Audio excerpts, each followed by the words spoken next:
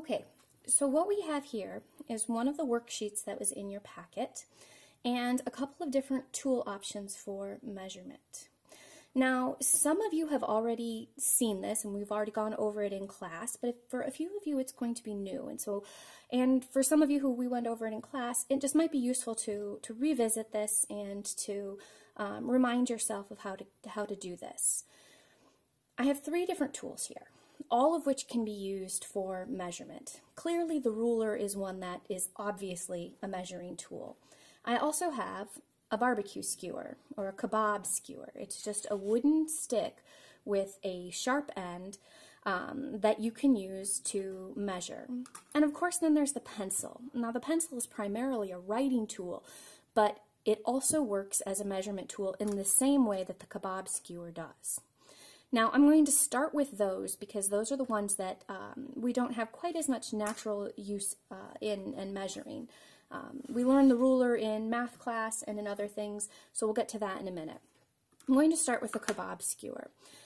Now, when we look at these different boxes, in order to practice measuring, they are simple shapes. However, if we want to reproduce them exactly, then we need to take care to measure.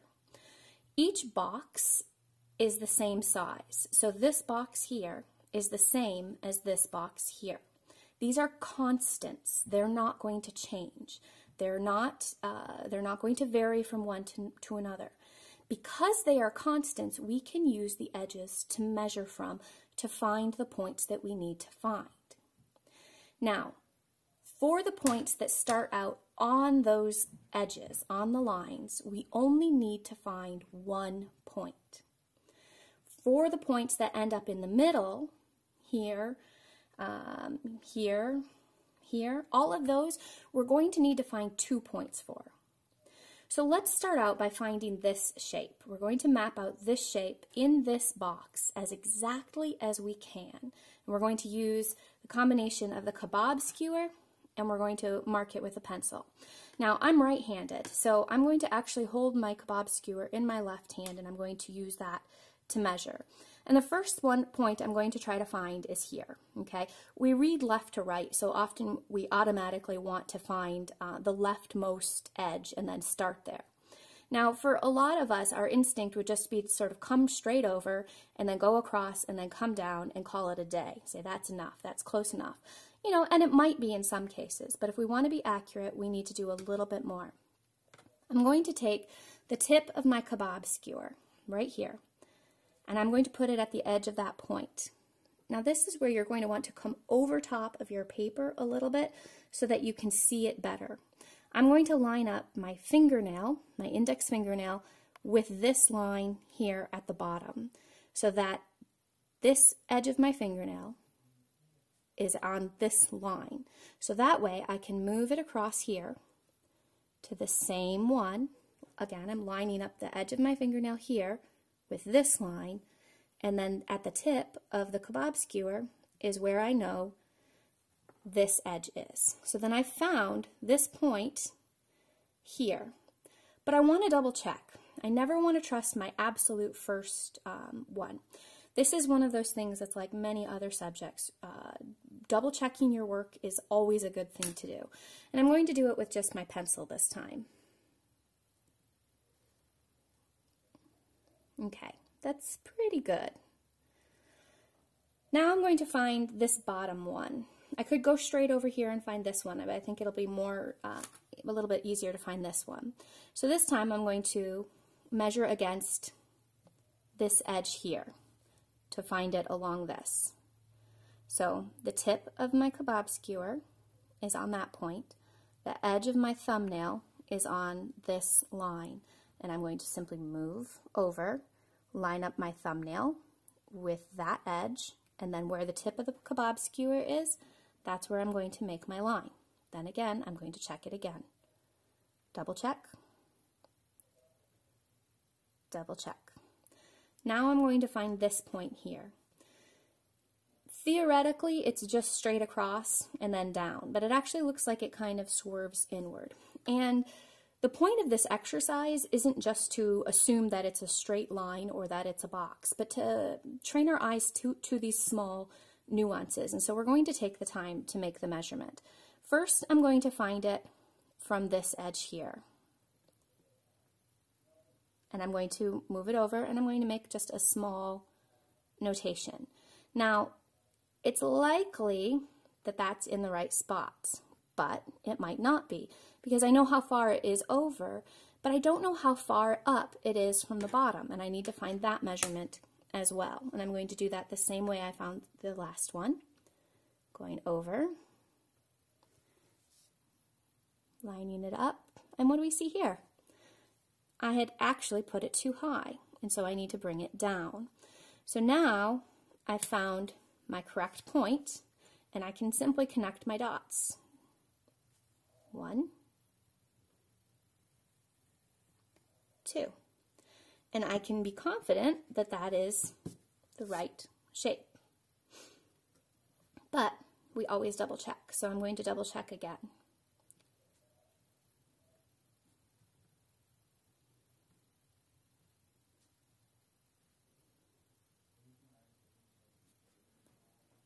See, on my double check, I think that one actually needs to come in just a little bit. Do you see that little loop inside there? So I'm going to move that in just slightly so that I can mimic that shape as closely as I can. All right, I'm going to move on to the next one. This one right here. Now this, I'm going to need to find a point here, and a point here, and a point this one, and then I'll just connect those dots. So there's no center to find. However, this one is tricky because we have a tendency to want to simply sort of go across. And so now this one is likely here. That's a pretty straight line, but we have to double check.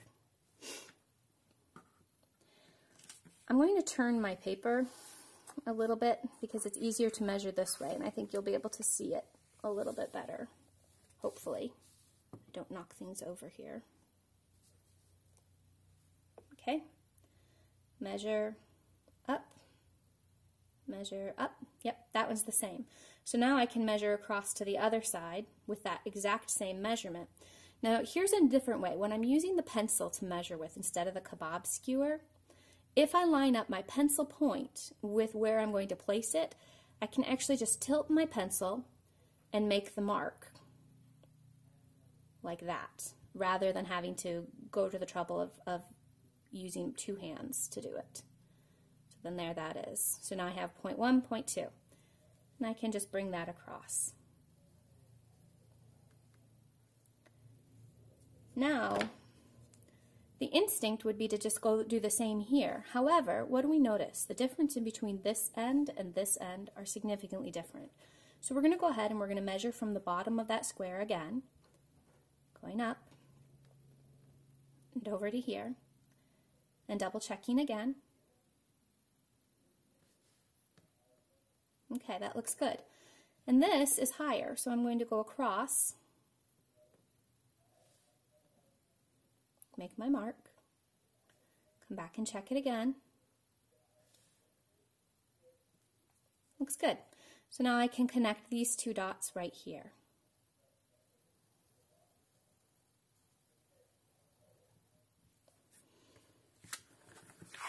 All right, I'm going to turn the paper again so I can look at it. Now this one looks too high to me. Again, we're trying to pay attention to kind of the nuances of the shape. And this one needs to come downwards just a little bit. So I'm going to shave that down and do a little erasing. So what I want you to notice about this is that I am not simply making marks, saying to myself, okay, that's good enough, it's done, and moving on. I'm taking the time to look for accuracy. And a lot of being accurate in art means revising. It means double checking your measurements, yes, and then looking at it overall and saying, okay, what's different? Is it a little bit too high? Is it a little bit too low? Is it a little bit too rounded or a little bit too concave or convex? And then making those changes, taking the time to making those changes and not being satisfied and just saying, oh, that's close enough, that's good enough. I'm just going to do one more. Let's do this one right here because it's a little bit more complex than some of the other ones. So first I'm going to find the one on the left side here. And again, I'm going to turn my paper again. And you guys might want to do this too. I find it just easier to measure when I can measure straight up and down. With my pencil, coming across, making a mark, double checking. So I'm lining up my thumbnail with one line and the pencil tip with the next, coming up to the next point. Good, that's in the right spot. Now, this one's in a center. What does that mean? That means we need to find 2 points, right? We need to find its relationship to this line here and to this line here in order to place it accurately. So I'm actually going to find this one first, and I'm going to estimate how far out it is. And I'm going to double check. I was a little bit off there, so I got to move it up just slightly. And then I'm going to check it from this side.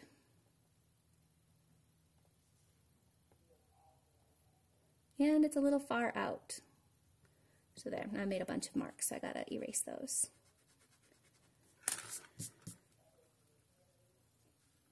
All right, let me double check that one real quick.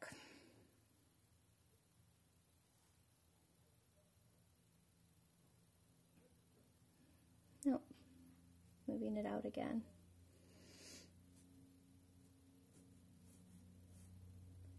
If you ever find yourself in a position to having to make multiple changes, or you've checked it a few times and it's not coming across, shift your paper to look at it again and from a different angle, and that will help you see if you're accurate.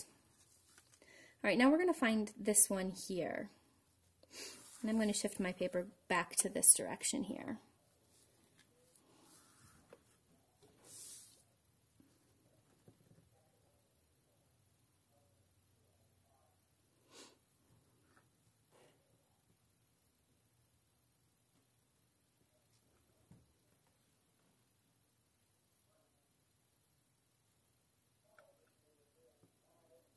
It's always interesting how difficult it is to use your non-dominant hand, even if you're just making a teeny tiny little mark. It always throws me off a little bit. Okay, that second one is good. So now I'm going to connect those lines there.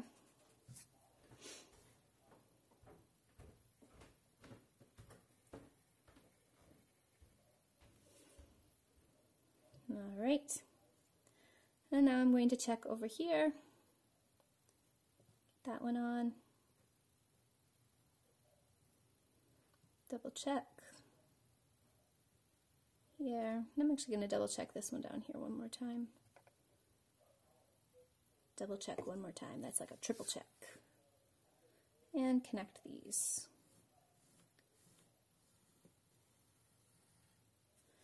All right. That is looking pretty okay. I feel like it's a little slanty. I'm going to double check this one again.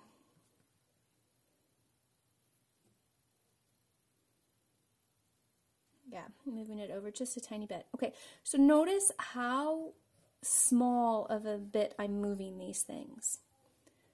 I do want that out of you. I want you to take the time to look for the nuances, because like I said, this is all about training your eye, training your brain to see tiny details and to not just say, okay, that's close enough. This whole exercise is built around taking the time to check, to double check, and to make the changes that are necessary to make it as accurate as you can.